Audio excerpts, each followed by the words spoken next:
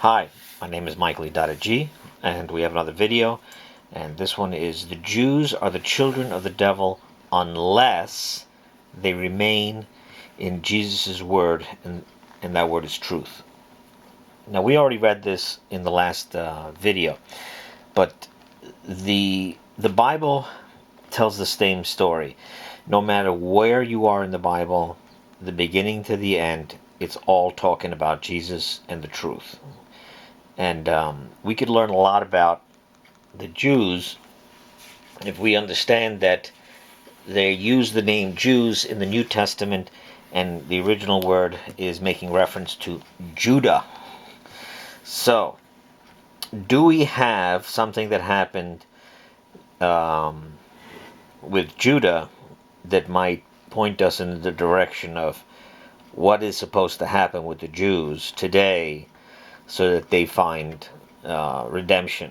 Because the ones that are not of the truth are blanketed children of the devil, as Jesus had said. So we're going to go to right now Genesis 37, 3 and 4 to get a little context. This is about Joseph now and Israel. Now, Israel used to be Jacob, and then Jacob's name was changed to Israel, and he had one son when his name was changed to Israel, and that one son is Benjamin. However, even with that, his favorite son was Joseph. So you have to remember this going into this, and the Bible says it, and we're going to go right there, 37, 3 and 4, Genesis 37, 3 and 4, and Israel, well, let me lower this a bit. Okay, and Israel hath loved Joseph more than any of his sons, for he son of his old age, and hath made for him a long coat. And his brethren see that their father hath loved him more than any of his brethren, and they hate him, and they have not been able to speak him peaceably. Now there are also two other instances where Joseph has dreams, and both dreams, one with the sheaves and one with all the stars of the heavens, they'll all bow down to Joseph. Now, once you hear that they're going to bow down to Joseph, that's definitely talking about every knee shall bow to Jesus. And remember, Jesus' father is Joseph. Same thing, same story. So we know what we're talking about Jesus right now. And Judah is, in the New Testament, the name Judas is also Judah. So let's proceed.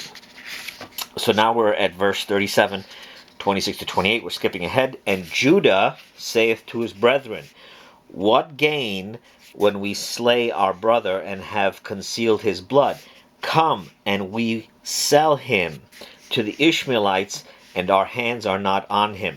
So this is a conspiracy. This is the same conspiracy that in the New Testament was that, let's pin it on the Romans so we don't kill him. However, in the New Testament, the Jews do kill him or crucify him.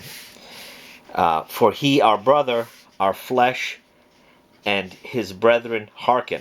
Now, the reason why here they don't want to kill him is different than the Jews that killed Jesus in the New Testament. Here they are brethren. Jesus tells us that the Jews have a different father than Jesus does. That's all covered in John 8 in my previous video. But let's continue. Come, and we will sell him to the Ishmaelites, and our hands are not on him, for he, our brother, our flesh, and his brethren hearken. And a Midianite merchantmen pass by, and they draw out and bring up Joseph out of the pit, and sell Joseph to Ishmaelites for 20 silver. Okay, remember that. This is really important. What did Judas get? 30 pieces of silver for Jesus. And they bring Joseph into Egypt. There's no way that someone can say this is not about Jesus. It's almost impossible. It gets better. So now we're going to go into one of the most important parts of this understanding. Joseph hid himself from his brothers. I mean, you could read this. You could read. Between 37 and 44, it's talking about this whole story. Joseph is number 2 in Egypt, and he's ruling the lands, and he's the only one that's got the food. And there's the years of famine coming, and that was Joseph's dream to Pharaoh. And then everybody's coming to get from him, food. When the 10 brothers came, they didn't bring Benjamin. Benjamin's with the father. Benjamin is with Israel. And Joseph now is testing them. And what he did is he put his silver cup in the mouth. Now look at this, mouth of the bag. And you could read that someplace else. But in the mouth of the bag, when Cain slew Abel, the ground opened up its mouth. Which is something to think about. When I said about Cain the other day. So, and he searcheth at the eldest, he hath begun, and at the youngest he hath completed, and the cup is found in the bag of Benjamin. And they rend their garments. Okay, so now they all take off their clothes. They're all naked now. And each layeth his ass, and they turn back to the city. And Judah his brethren also cometh in unto the house of Joseph. Now it's bringing our attention to Judah first. Judah. This is about Judah. Okay, Judah.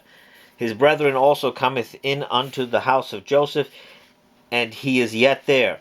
And they fall before him to the earth. And Joseph saith to them, What this deed that ye have done, have ye not known, that a man like me doth diligently observe? So now Joseph is saying that he sees everything. Okay, Jesus. And Judah saith, What do we say to my Lord? What do we speak? Now this is Judah talking now. Remember, Judah's the same person whose idea was to sell Joseph to the Ishmaelites for 20 pieces of silver. And what? Do we justify ourselves? God had found out the iniquity of thy servants. Lo, we servants to my Lord, both we and he who is hand the cup hath been found. And he saith, Far be it from me to do this. The man in whose hand the cup hath been found, he becometh my servant, and ye go up in peace unto your father. Okay. Nobody knows that Joseph is their brother. They don't know at this point. What does Joseph want to do? Joseph wants to take his full brother. Benjamin is only his full brother. The rest of them are half-brothers. Benjamin is the son of Israel. The rest of them, and including Joseph, are the sons of Jacob. Okay, keep that in mind. And Judah cometh, again, it's Judah. Judah's doing all the talking. Judah's the one who gave up Joseph, but now Judah's doing all the talking. And Judah now tells us, And Judah cometh nigh unto him, and saith, O my Lord, let thy servant speak, I pray thee, a word in the ears of my Lord, and let not thine anger burn against thy servants, for thou art as Pharaoh. My Lord hath asked his servants, saying, Have ye a father or brother? And we say unto my Lord, We have father, an aged one, and the child of old age, a little one, and his brother died, and he is left alone of his mother, and his father hath loved him. So Judah's telling Joseph, unbeknownst to him, that Benjamin is the only son left from the one mother. Okay, so he's the only one. And thou sayest unto thy servants, Bring down unto me, that I set mine eye upon him. Now, had said this in other videos. When Joseph wants to put his eye upon Benjamin, it's not to look at Benjamin. He wants to put his identity. Nobody knows who Jesus and nobody knows who Joseph is. His identity was only going to go on to Benjamin. the rest of them would not have known. Because Joseph keeps Benjamin and the rest go away not knowing. Okay, this was Joseph's plan. And we say unto my Lord, the youth is not able to leave his father. When he hath left his father, then he hath died. And thou sayest unto thy servants, if your young brother come not down with you, ye add to see my face. And it cometh to pass that we have come up unto thy servant, my father, that we may declare to him the words of my Lord. And our father saith, turn back, buy for us a little food. And we say, we are not able to go down. If our brother is with us, then we have gone down, for we are not able to see the man's face, and our young brother not with us. Now, Joseph betrayed his brother. I mean, Judah betrayed his brother Joseph. And now, Joseph is telling them they are not able to see the man's face, and our brother not with us. What did Cain say? My brother's keeper am I? Okay? These are all connected. And in this place, you cannot see the face of, in their mind, Pharaoh's number 2, unless the brother is with them. Okay.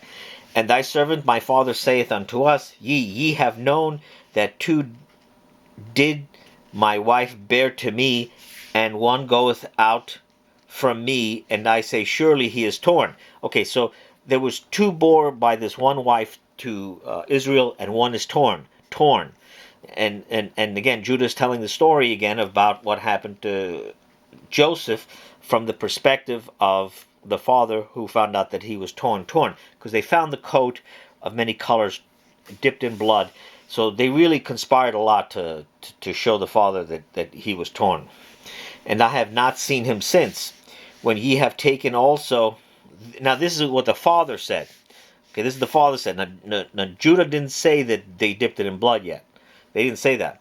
When ye have taken also this from my presence, and mischief hath met him, then ye have brought down my gray hairs with evil to Sheol, it's like hell, and now, or to death. And now at my coming in unto thy servant my father, and the youth not with us, and his soul is bound up in his soul. So the soul of Benjamin is bound up in Israel. Then it hath come to pass that when he seeth the youth is not, he dieth, and the servants have brought down the gray hairs of thy servant our father with sorrow to Sheol. For thy servant obtained the youth by surety from my father, saying, if I bring him not in unto thee, then I have sinned against my father all the days. And now let thy servant, I pray thee, abide instead of the youth, a servant to my Lord. So Judah now is taking the place of Benjamin. That's the offer that Judah is saying. Take me instead of Benjamin. The same guy, Judah, who betrayed Joseph and sold him. So you have to see, this is now a redemption point for Judah. Judah now is sacrificing himself for his brother. Before, he sacrificed his brother for his, jealous and envy. And the youth goeth up with his brethren. For now do I go up unto my father, and the youth not with me, lest I look on the evil which doth find my father. Okay, now we're going to get to the next chapter. Just the continuation is just in 45. That was the end of 44. And Joseph hath not been able to refrain himself before all those standing by him. And he calleth, put out every man from me, and no man hath stood with him when Joseph maketh himself known unto his brethren. And he giveth forth his voice in weeping, and the Egyptians hear, and the house of Pharaoh heareth. And Joseph saith unto his brethren, I, Joseph, is my father yet alive? This is one of the most powerful verses. It always gets me, reading this verse. And his brethren have not been able to answer him, for they have been troubled at his presence. Judah found redemption here. He had to bend the knee, as we say today, bow down, and sacrifice himself now in place of his other brother. Today, the only way Jews are going to be of the truth is they have to sacrifice themselves instead of crucifying the truth. Okay? The Jews crucified the truth. Similarly, Judah sold his brother for 20 pieces of silver, and Judah, as in Judas, because Judas, Judas, is the Greek word, but it comes from the word Judah, okay, of the Old Testament. Similarly, Judas crucified Jesus for 30 pieces of silver. This is talking about today as well. They have to sacrifice themselves. So how do you sacrifice yourself? You see, when you tell the truth, you usually tell the truth to gain something. So you sacrifice the truth, or the reality is you crucify the truth so you can say a false reality, a false narrative. Judah had to sacrifice himself. Today, if anyone says that, and Jews are not just Jews, you could throw Christians in there too. You can call anyone. If you're of the truth, there's only the truth and the lies. You could separate it any way you want. You could say you're Christian. You could say you're Muslim. I don't care what you say. There's only two nations that you have to deal with: the truth and the lies. Okay? Jesus told us that the father of the Jews is the devil, and he was a liar and a manslayer. So lies makes you the devil's children. Now, I'm not just going to keep Jews in this, because this is not about Jews. This is for us to understand, but they're the embodiment of that today. Everybody that lives in lies is going to be part of the lie. There's a division going on in the world right now. Look at what's going on. And it's not the left and the right. They're both lying to you. Israel of God is being surrounded by liars. And if you like telling the truth, you can definitely understand this. They're being surrounded. This is the Armageddon that the Bible is talking about. Everywhere we look, we're surrounded by liars. Who is successful in the world? The liars. What did the devil tempt Jesus with? What did he say? It's his world, and he can give it to whoever he wants to.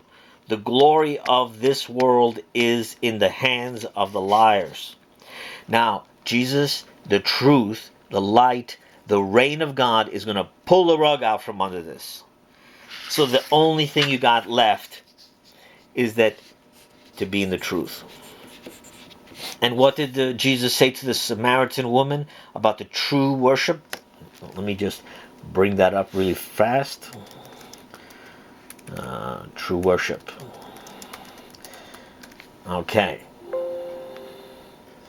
So the Samaritan woman, this is John 4:23.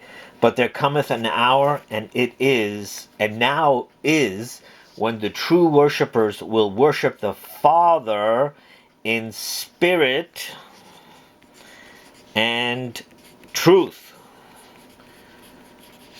For the Father also doth seek such to worship him. The true worship is spirit and truth. And there's another part in the Bible, in Isaiah, when, or better yet, Malachi, when Malachi, this is right before the New Testament, where it's condemning the offerings that that they despise the name of God. And where do we have this? We have this in the priest's polluted offerings. Malachi 1:6. A son honoreth a father, and a servant his master. And if I am father, where is mine honor? And if I am master, where is my fear? Saith Jehovah of hosts, O you priest, despising my name, the name of God. They're despising the name. They're hiding the name. And the name is I am. They're hiding the I am. You can't get to the I am without truth. Now, let me keep going. I don't want to get hung up right now because we've got two other really important things. So let's read 2 Thessalonians 2, 6 through 12. And now, what is keeping down ye have known, for his being revealed in his own time. For the secret of the lawlessness thus already work, only he who is keeping down now, till he may be out of the way. And then shall be revealed the lawless one, whom the Lord shall consume with the spirit of his mouth, and shall destroy with the manifestation of his presence, whose presence is according to the working of the adversary in all powers and signs and lying wonders. You see, it's the lying wonders, all the liars in the world, and in all deceitfulness and unrighteousness in those perishing. So those liars, lying wonders, and in deceitfulness they operate, they're all perishing. Because the love of the truth, what's missing? Love of the truth they did not receive, for they being saved.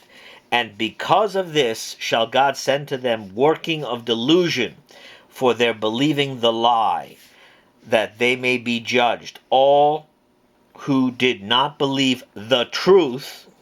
Notice that, the truth. How simple is this? See, the simplicity of this. It's so simple. It's right in everybody's face. And nobody gets it. And nobody gets it because that's showing you how powerful the lies are. Because remember, Adam and Eve, once they're out of the garden, the tree of life, the tree of life, the truth, is not visible. It's guarded. So they will not believe the truth, but were well pleased in unrighteousness. Okay. So, in the Bible, do we have evidence in the New Testament of Judah or Jews that are not of the devil? And yes, we do. And in fact, the book before Revelation is Jude. And that again is from the name Judah. And if you read the book of Jude, all you have to do is look at the first things that it says. Jude 1:1. Judas of Jesus Christ, a servant. Now, if you read Judas in the Bible, Iscariot, he is mostly known as Judas Iscariot, or Judah, because he's from Judah, Judah Iscariot, or he is known as Judas, he who delivered him up. We know Judas Iscariot in the New Testament. You could do these finds, have a link to Blue Letter Bible. It's always mentioning him as either Judas Iscariot or he who delivered him up. And you could read this everywhere. Matthew 10:4, Simon the Canaanite and Judas Iscariot, who deliver also him up. Matthew 13:55, is this not the carpenter's son? I'm looking up everywhere it says Judas. His mother called Mary, his brethren, Joseph and Simon and Judas. In 1355, it doesn't say Iscariot. It doesn't say deliver him up. So this is not Judas Iscariot. This is a different Judas. This is with Jesus. Matthew 26:14. Then one of the 12, who is called Judas Iscariot, having gone to the chief priests. So Judas Iscariot went to the chief priests to get the money, the 30 pieces of silver, to deliver up Jesus. Okay? So there's a connection with money and crucifying the truth. These go hand in hand. If you are crucifying the truth, if you crucify the truth of yourself in relationships, in whatever you do, this is what you become. You don't have the love of the truth in you, or you're being darkened. So those that are of the truth, once they understand the salvation is to bring us into truth, because the Holy Spirit is the Spirit of truth. Okay, Matthew 26:25. And Judas, he who delivered him up, answering and said, Is it I, Rabbi? He saith unto him, Thou hast said. So Judas Iscariot even knew that he was the one. Now remember what I had said in my last video? That the Jews heard the voice from heaven, my beloved Son in whom I delight. They heard that. And Judas himself knew that he was the one that delivered up Jesus before it happened. Matthew 26:47. And while he is yet speaking, lo, Judas, one of the 12, did come in with a great multitude with sword sticks and the chief priests. We know that's Judas Iscariot. Then Judas, he who delivered him up, having seen, that's Matthew 27:3, that he was condemned, having repented, brought back the 30 pieces of silverings to the chief priests. It was too late. It was too late when he brought back the silver pieces. He committed suicide. And now we go to Mark 3:19. And Judas Iscariot, who did deliver him up, and they come into the house.